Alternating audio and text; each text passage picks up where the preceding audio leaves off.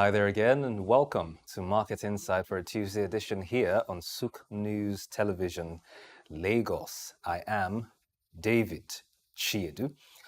On the program today, we're talking about the country's inflation curve. We're taking a look at that with one very critical question in mind. Are we approaching a turning point?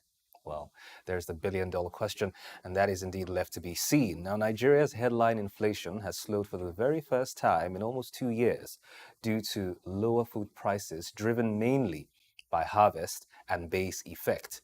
Now, according to the National Bureau of Statistics, NBS, the Consumers Price Index declined 33.40% in July 2024, just last month, from 34.19% in June 2024.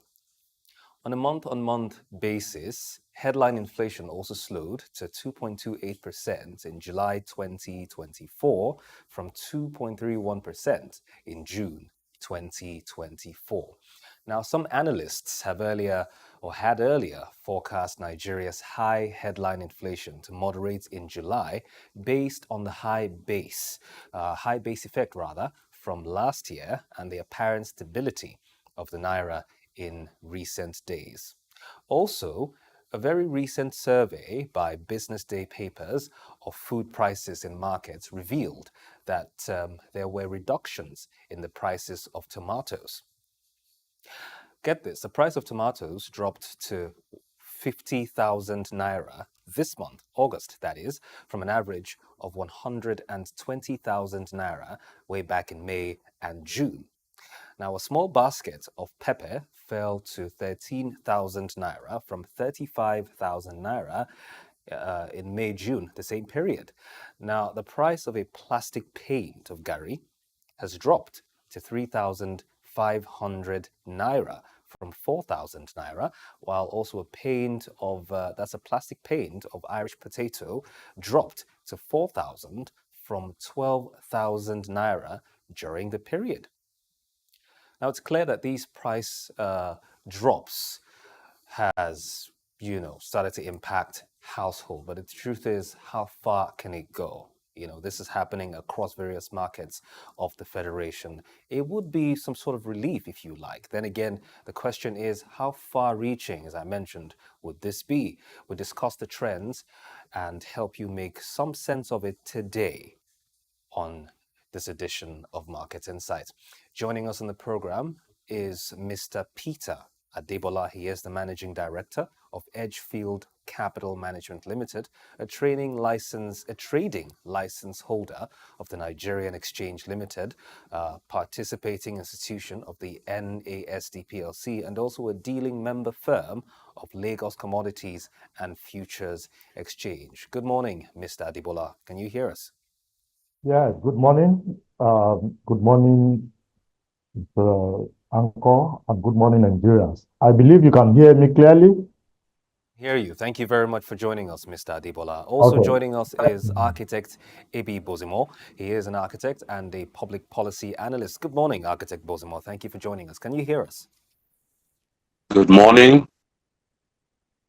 I'm audible to you. We're going to start, the conversation this way, helping you make sense of what really is going on.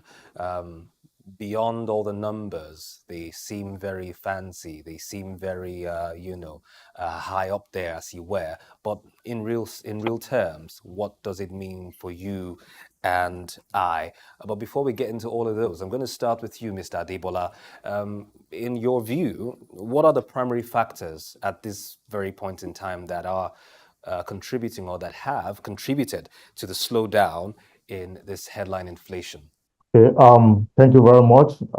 This is a very good question. But before I actually go to what actually led to the slowdown of inflation, I think we all know that inflation is a general increase in the price level.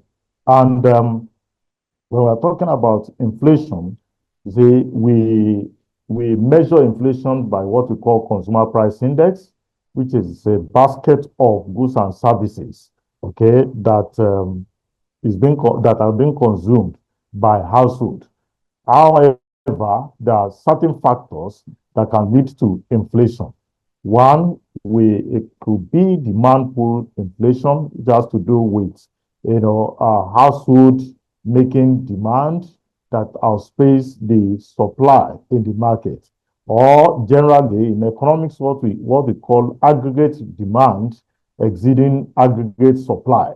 So when this thing happens, you are going to see that the general price level is going to go up. Again, we can have a situation whereby it will not be demand pull inflation, it could be cost push inflation. That's a situation whereby the cost of raw materials have gone up and the manufacturers or the producers of goods have no choice other than to increase their prices, and this can lead to general increase in price level. And again, we can also have a situation whereby it's going to be based on inflation expectation of the household. That is, when people begin to think that there's going to be increase in prices. So this can affect their psychology, and that can make the prices to be going up. So looking at these three factors that are causing inflation, happening to our own in Nigeria is actually the cost push inflation.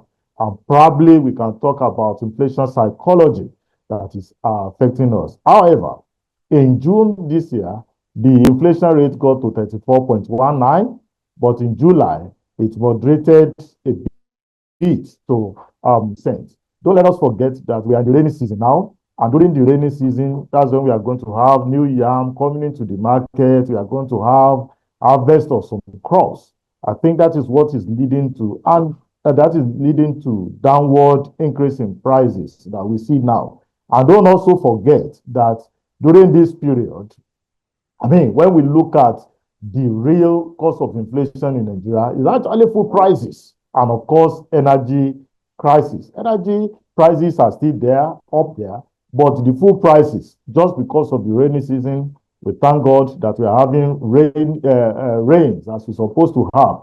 And that has led to us having some harvests in the crops that we are consuming that actually led to slowdown in the market now, such as we have tomato prices going down now due to harvest, and of course new yam coming into the market, which also made the prices to be moderated downward. These are the causes of this, but the main cause of it, which is the energy prices, they are still there, and that is why the question that can now be asked is that whether this situation is sustainable or we should still brace up for higher prices. Let me stop there for now. I'm gonna, continue from this, point on, get some more of your thoughts regarding it. So, what are the implications for household consumption patterns? And I ask this because typically food inflation has a disproportionate impact on low-income households who, more than most, spend a larger chunk of their income on food. Yes. Just as we all know that the hunger does not know whether you are rich, whether you are low income, or whether you are high income earners. Everybody must eat every day.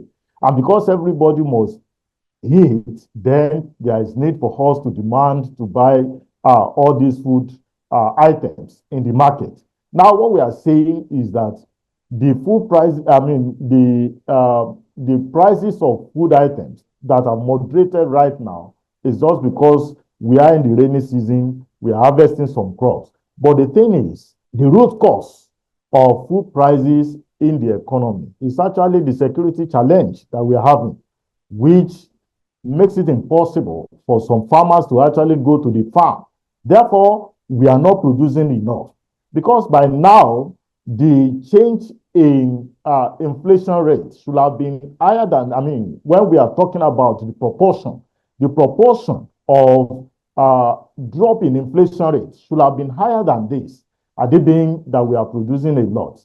And I put a question that, with 220 million population that we have, and considering the level of production that we have now, and with the proportion in which the inflation rate has dropped, what is going to happen when we get to the dry season? And that is what is bothering the mind of those of us that are analysts, that, hey, if at this point in time that that rain is about to end and we are going to the dry season and the prices of food items have not really come down, what is now going to happen during the dry season? So that's what we are looking at.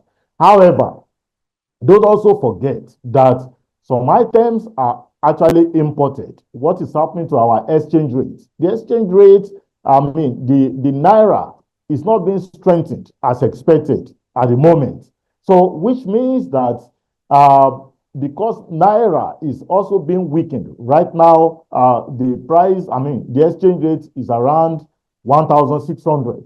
So, which means that even if we import these items, they are still going to be expensive, and we are likely going to see, and that's what we talk about, cost push inflation.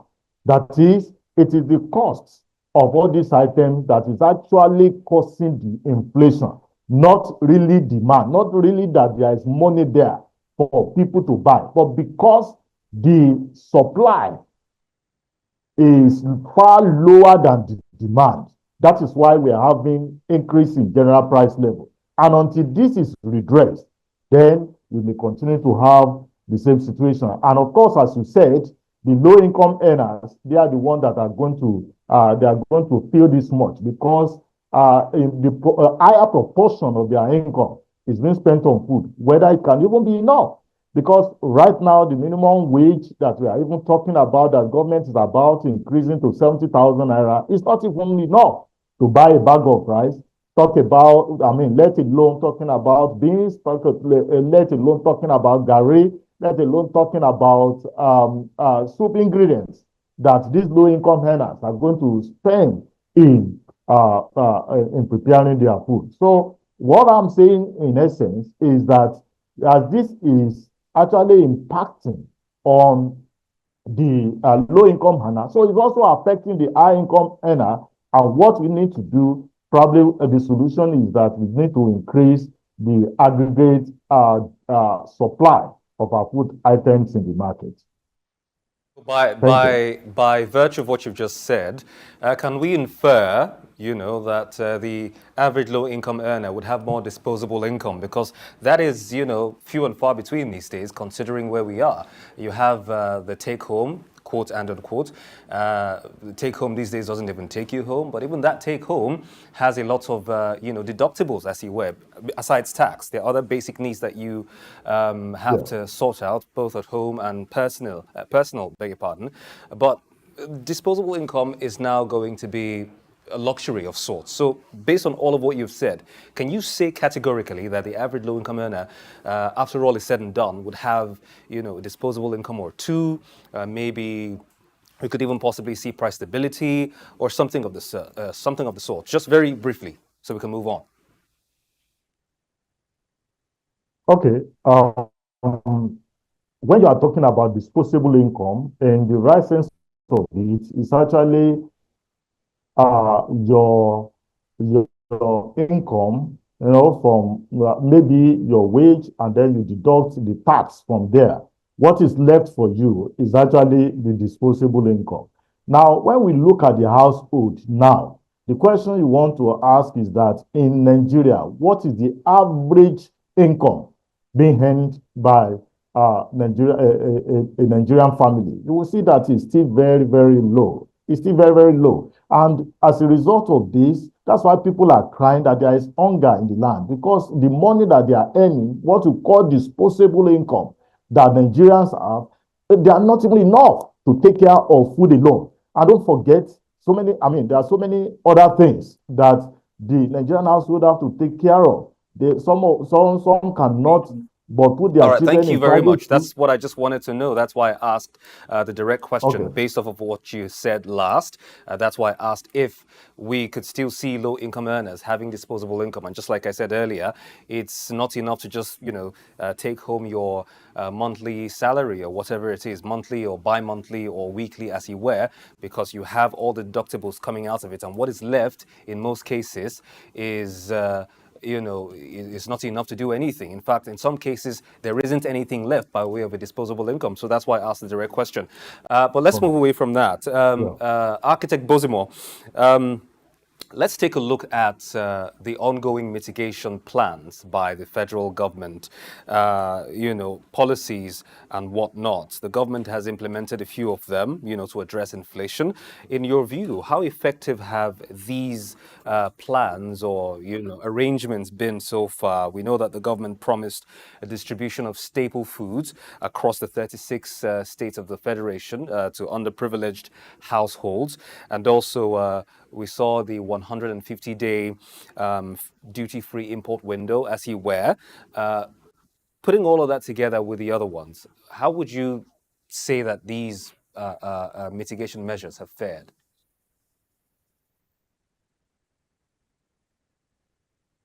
Two very important things that Mr. Adebola has pointed out underpin this conversation. First of all, a major reason why we have food insecurity, as it were, is because of physical insecurity in many of the food basket areas of Nigeria. Secondly, when you are talking about there's a huge trust deficit between the people and those in authority. And so from where I sit, the means and manner by which the proposed palliatives will be distributed, not clear to me that certain people don't hijack that thing, rebag it with their faces and try to use it as political stunts. We have all sorts of Ns, BVN, CVN. How come we're not able to give things to people based on their biometric data? It always seems to have to come through somebody who now makes a big song and dance about it. So now, those ideas of distributing rice, 2 cups of rice to 40 people, 1 sack of rice to a village, are hallmarks of a complete lack of imagination, inability to envision anything beyond the word palliative in itself. So just what you give to people about to die. Do the leaders want the populace to live or to live akin to death? So I think getting to the root cause of lack of food is one of the first things. Make sure that food, which is now,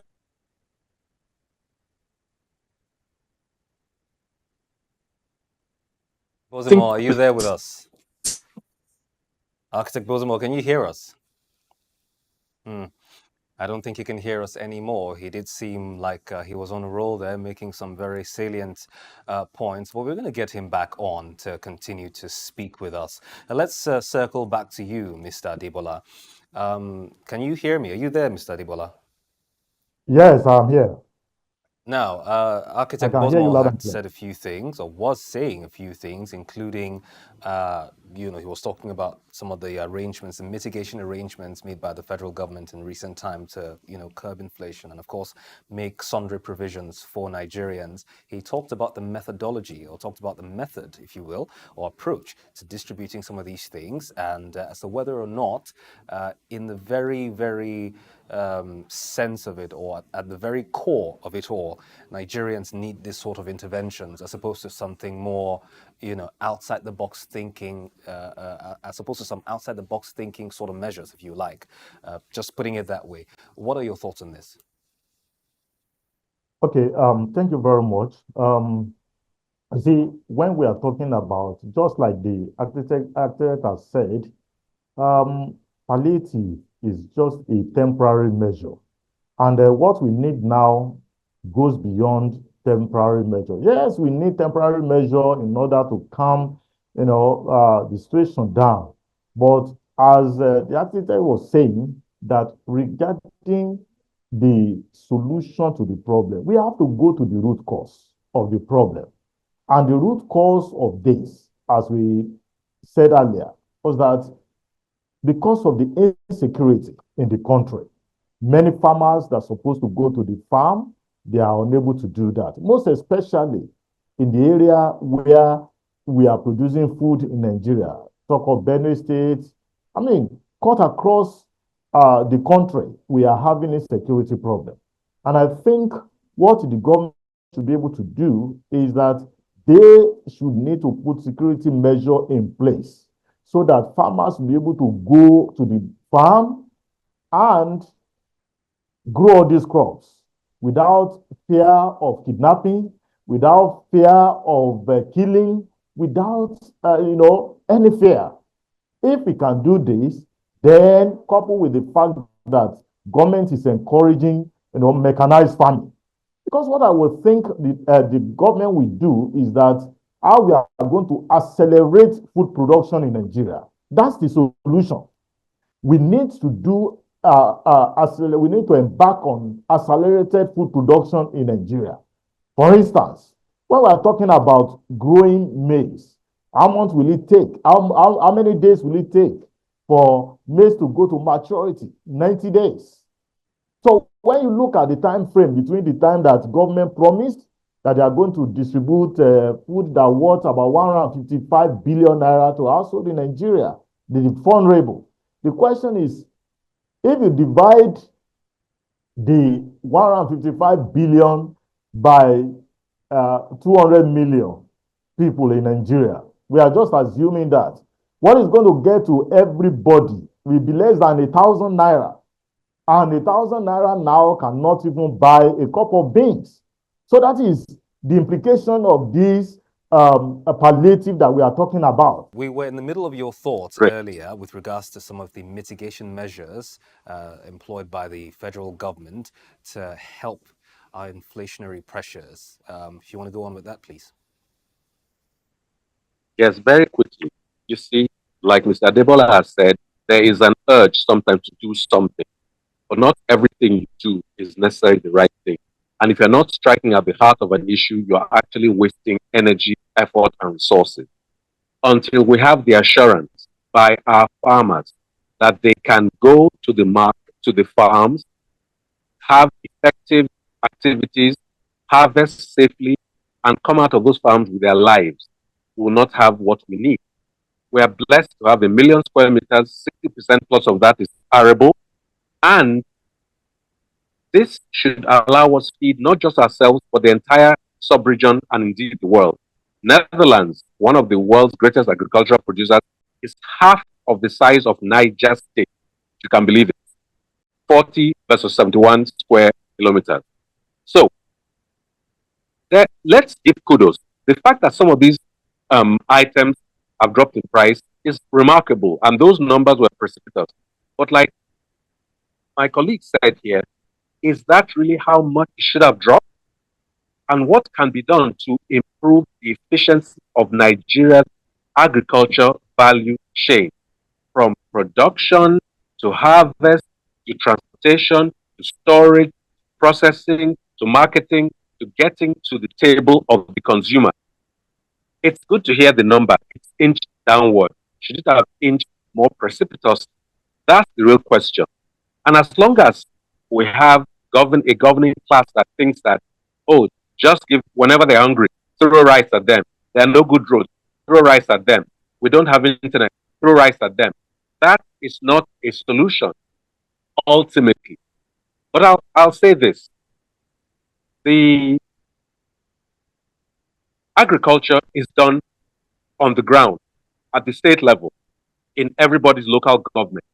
So while the federal government is indeed in charge of monetary policy, tariffs, and reduction of such, the governing class in each of the state governments, in collaboration with the federal government on the security side, has to improve the agricultural environment. So we cannot take our eyes off the policies of the FG, but we must also open our eyes to the practices of the state governors, and most importantly and recently, the local government chairmen and chairwomen, because they too just got policies that has, if you want to say, enabled them have more access to funds. At each local government level, there should be a candid assessment of what are we good at, what can we do better? How can we enhance farming in our local government and thereby on a state level? And when that kind of genuine assessment is done, we'll have better opportunity to improve our agricultural productivity. Inflation inched downward. I'm not holding my breath because indeed it is part of the end of the rainy season. Hopefully, harvests have gone on. What happens when we come to the dry season and beyond? But kudos for those numbers that were in the story, that you had some precipitous drops in some price. So I think that gave a little bit of relief to the people. But at the end of that 150 days, will Nigeria be in a better position in terms of agricultural produce, or will we have done one more knee-jerk reaction where we are not creating sustainable solutions? I think that is where my greatest concern is. We've removed the tariffs now for 150 days. On day 151, we will be exactly where we were when we started, or will we have more capacity? That is the question that government at all levels, federal, state, and local, that question must be answered, and answered effectively. And just like you corroborated Mr. Adebola's thought earlier about it just being the rainy season and what we're seeing, a lot of these drop in prices and whatnot. And then, of course, your sentiment more or less might be that of very many Nigerians now who are saying, listen, this is just for this moment or this season, as he were. What happens post this season? That's indeed a very germane question. However, there have been some arguments on different fronts as to whether or not we should start to see things like subsidies on essential items or essential commodities, as he were, or even price control. That argument has been had once or twice rather, in different fora. Architect, your thoughts on that?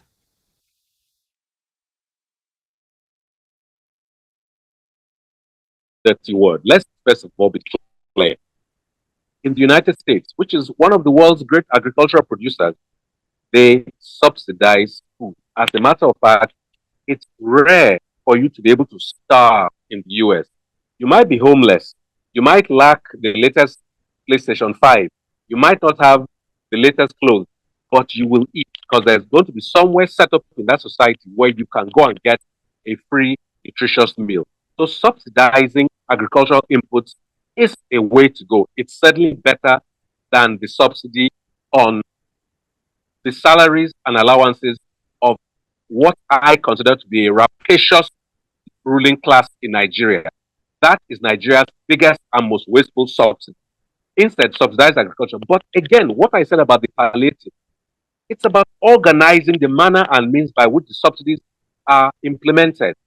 The risk that has often occurred is those subsidy programs become abused by certain people, connected people, when they now become means by which people want to affect people negatively.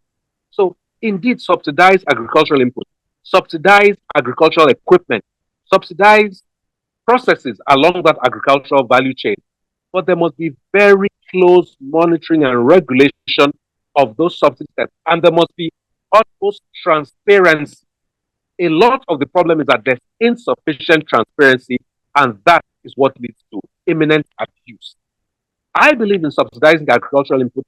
Every Nigerian should have option of getting a nutritious meal twice to thrice a day as a minimum. And there's no reason why not. We are living at the equator almost with arable land all around us. And we have energetic, youthful populations and intellect that can transform our agricultural produce to value around the world. There is no excuse for food to be expensive in this country, except that the management of the process in the hands of a rapacious ruling class has been left careless. So, yes, subsidize agricultural input, monitor those who are getting what. Don't have a situation like we had in the last administration where billions of naira went on loans that I understand are not being able to be retrieved. It's inexcusable. If you take an aerial picture of the hay, you have very beautiful things. You have flowers and all that.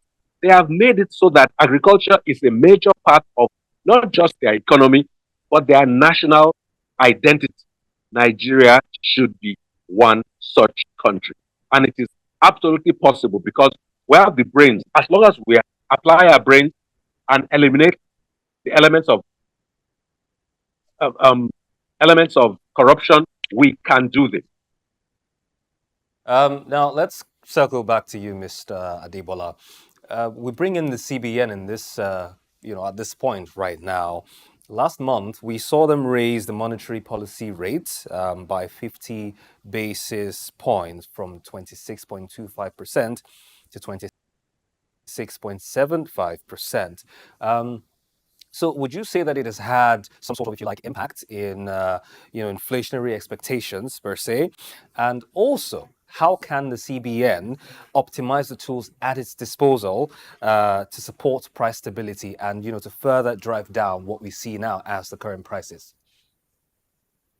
Okay, thank you very much. I would like to say that CBN is actually performing its own role as monetary authority.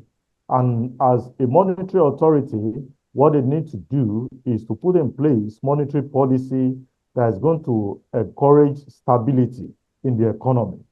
As far as CBN is concerned, what they did is actually conventional all over the world. That when the inflation rate is going up, you tend to increase interest rates.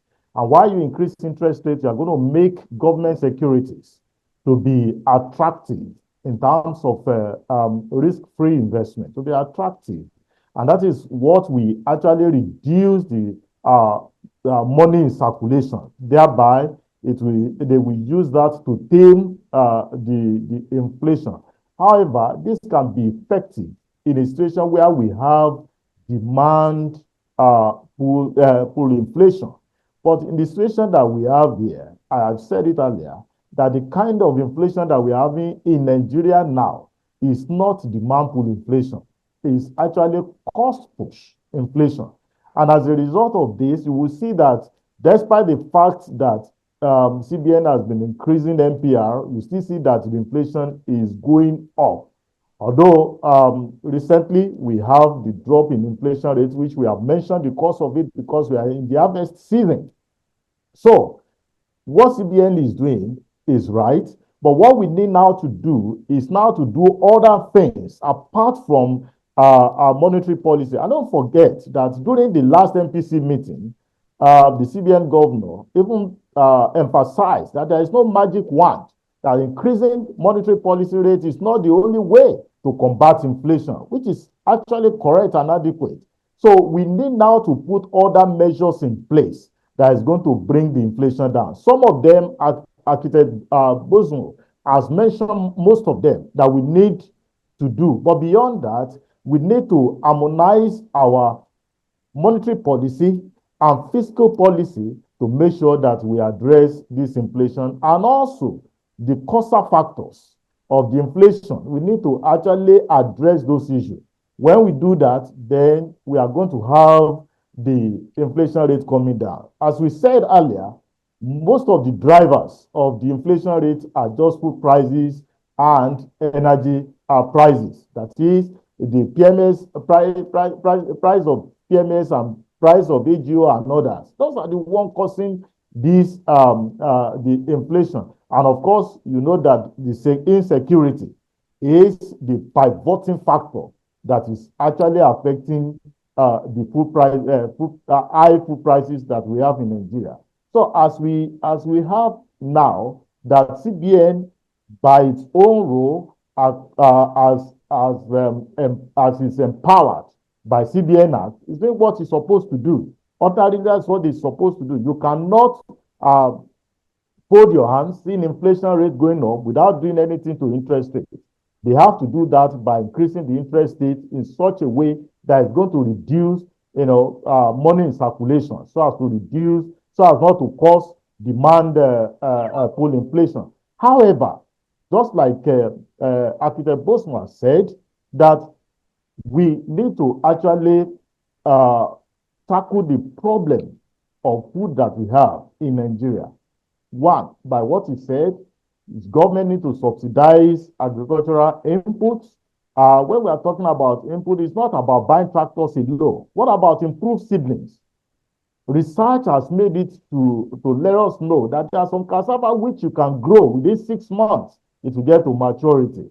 We need to distribute that to all our farmers in such a way that within a year, we'll be able to produce enough food for ourselves. And also, government, we have so many rivers all over the country. What is happening to irrigation? Even during dry season, government can actually provide irrigation for farmers in different parts of the country in which we can also grow our food. And again, government can also make available credit to these farmers. Some of them want to actually embark on large-scale farming, but because they don't have credit, channel to them, some of the money that government is channeling to agriculture probably is not getting to the base. And when we are talking about the base, we are talking about the subsistence farmer. And when this subsistence farmer can actually increase their productivity, you are going to see that the aggregate food production is going to increase. And not that alone, government can also encourage the farmer to form clusters by which government can reach out to them. Some of them can come together in terms of cooperatives, in terms of association, and through this, government can reach them subsidize, the farm inputs beyond tractors and all other fertilizers that they are giving them. Some of the soils that we have in Nigeria are already fertile, so you don't even need all these inorganic fertilizer to make them to produce. But how about other farm inputs? Improved seedlings, as I mentioned, credit to farmers in which they can join forces together to increase their production. All these things government can do, and that will make the food production to be easier for farmers in Nigeria. All right, let's get your final thoughts, Architect Bozimo, as we close. What do you see, in your view, that is, the trend, pertaining for us in the near future? This current, headline inflation slowing, the impact it's having currently. What do you think our prospects going forward would be? That's the country's economic growth prospects, and of course, future opportunities arising from it. What do you think they would be, in your view? Very quickly, in a few words. I've always felt that there's a time gap between any policy and its effect. And the presidency has always said they are doing things and we'll see the results. I do not know whether this is a false dawn, or whether this is indeed the beginning of reduced inflation and other indices. But I think managing the economy takes more than a few knee-jerk reactions or pronouncements. It needs calm heads and tested processes.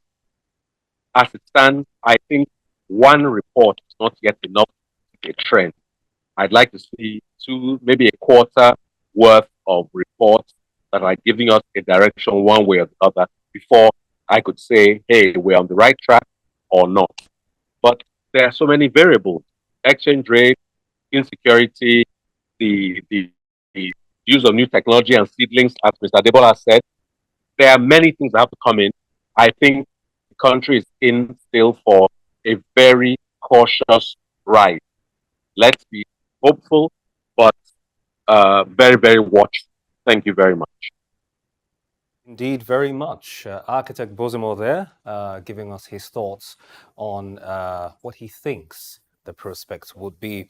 Architect Bozimo is a policy analyst. He's joined us on the program this morning. Very many thanks, Architect Tebi Bozimo. Also having joined us this morning is Mr. Peter Adebola. He is the managing director of Edgefield Capital Management Limited.